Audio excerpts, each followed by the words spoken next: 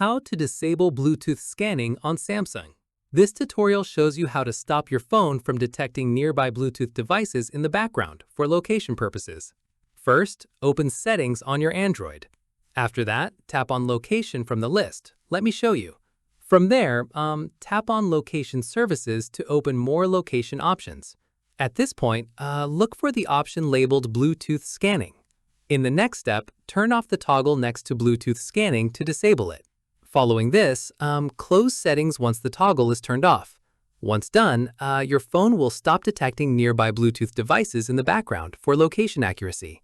Keep in mind, turning this off may slightly reduce location accuracy indoors, but it won't affect your active Bluetooth connections like earbuds or watches.